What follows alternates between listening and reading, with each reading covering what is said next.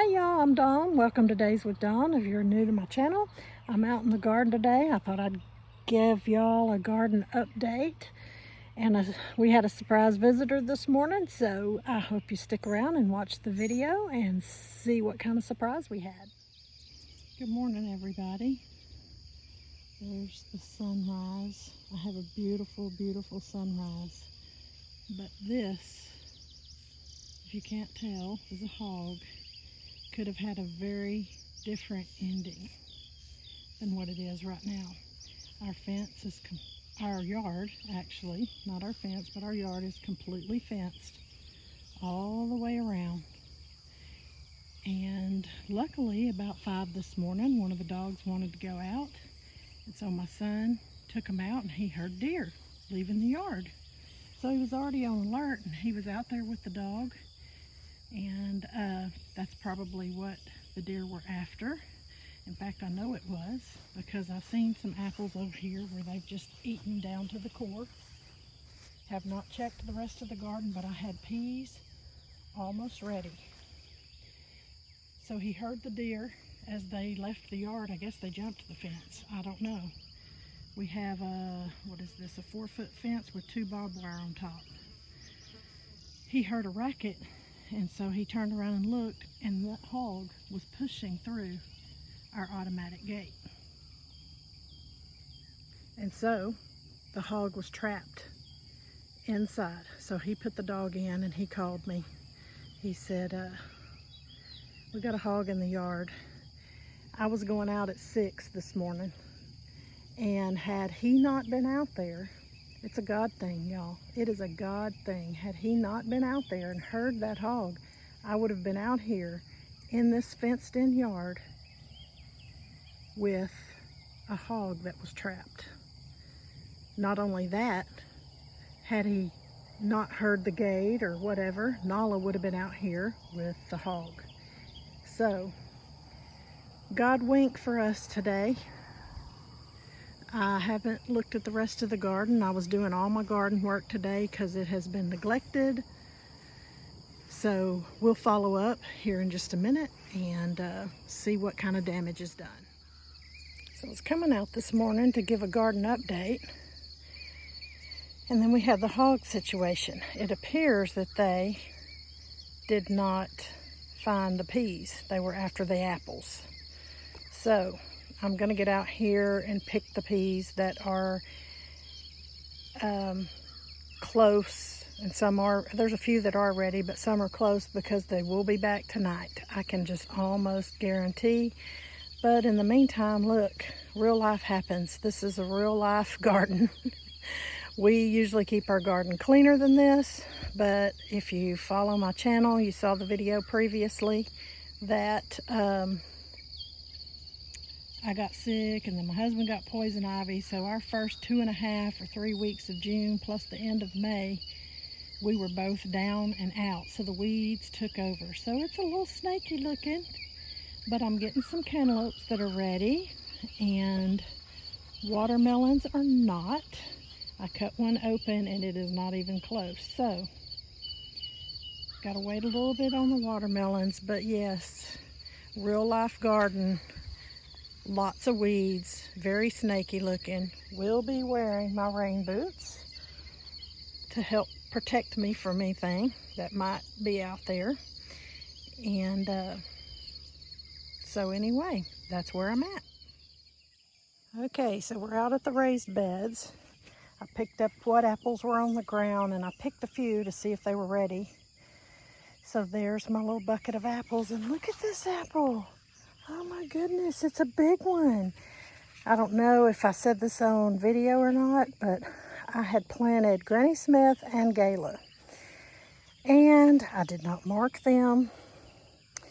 And I would think that this was a Gala, but it's not turning red. So I don't know. I don't really know what it is, if it's a Gala or a Granny Smith. I gotta try to figure that out. So I'm going to be pulling stuff out today because, yeah, it's done. And we're probably going to be replanting some stuff. It just, yeah, we lost track of it. it just, yeah, it's done. So pulling out the squash for sure, keeping the peppers because they're good. Keep them watered. Gonna at least thin out the tomato plants, planted them too close together. This is an experiment for me. Know now that you cannot plant very much stuff in a raised bed. Way too crowded, so they didn't do well. And so all of this is getting overhauled today. Let's see how far I get. So I'm making some progress. That's all the squash, some of the tomatoes. So I've got the squash out of there. I need to pull some of these peppers. I planted peppercini peppers and now I'm not sure what to do with them. I wanted to can them. I gotta look that up. I'm just slacking. This one was tomatoes. I pulled most of them out, but I can't make myself pull this one. It didn't get tied up good, so it's falling over, but those are some really nice looking tomatoes down there. So I'm thinking I'm gonna leave those and see what happens. This one, oh, this one, I just don't know. I don't know. The plants look good, but there's not many tomatoes on them. I'm still debating on this one. This one had some good looking cherry tomatoes. I already picked them. So I think I'm gonna leave those. I don't know. Depends on what I find when I go to buy some more plants, because I'm not gonna do it from seed. It's just gonna take too long and I just don't feel like messing with it. Pulled up all the green beans. And then this, I don't even remember what this was. This was turnip greens, and I was gonna let them go to seed, which they're ready, and now I don't know what to do with them, and I'm getting impatient like I do, and my ADD is kicking in. So, I don't know if you can see that. Somehow, like these little pods here have seeds in them, and I don't know if I have the patience to mess with it. So I'm not sure what I'm gonna do here. I'm thinking I might just pull them up and say, done. And then these are empty. So we're gonna try to replant and put some more stuff in here, and not as close together, and take better care of it this time. Raised bed gardening is easier than what we have out there because you have less weeds and less bending over, but you still got to keep up with it, and we did not. So, fail, but that's okay. Try again, right? I just want to say, I don't know if I have ever seen a squash vine grow like this.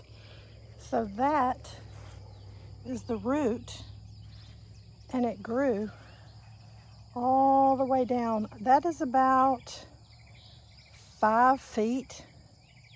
Yes, 5 feet of squash with one root. Odd. So yeah, I probably had, let me think, I probably had 8 squash plants in there. Can you imagine? It's no wonder it didn't do very good. It was smothering each other out. Gonna start this over and try it again. That's the thing about gardening. A lot of time, every year is different, and you learn something new all the time. And here's a chick update. They're getting big. They're almost as big as the other girls. Look at them. They're so pretty. But the Americanas, they're so dumb and so flighty. They're scared of everything. They fly out. I have to put them up several times a day because the dogs chase them. But anyway, they haven't started laying yet. That one in the very back that is black and gold, that's an Americana. This one over here, you can't tell much about it because it's in the shade. But they haven't started laying yet. So it should be any day now I should start getting eggs from them. Yeah, the chicken yard needs mowed. That's another thing we've procrastinated on, but hey, we're learning the ropes. This is the retirement life. We're going through some big life changes right now, so we're getting in the groove of it. So here I've been letting my onions dry, and you can tell they're crispy. And so I'm going to be trimming off the ends. I'll trim off the root end and this end. And I got my little system where I put the scraps in the bucket and put the onions in that bucket. So I'll see if I can prop my phone up somewhere and get a video of it. Show y'all how I finish off my onions to store them for the winter. Okay, so I'll just take the root, get my little kitchen shears. It's been a long day already, y'all. Cut that off, and then kind of where the natural bend is, I take it and I snip that off. Clean off any of that loose, and then there you have a beautiful onion for winter storage. Here are my onions. They're all trimmed up and ready to roll. Isn't that beautiful? And then these are some that have a blemish or something and they need to be used first, so I kept them aside. And my big old glass of water, because you know it's hot out here and it makes you thirsty. I also did the same thing to my garlic that I did to the onions. Cut the roots off and the tops. And so now my garlic is ready to eat. So beautiful.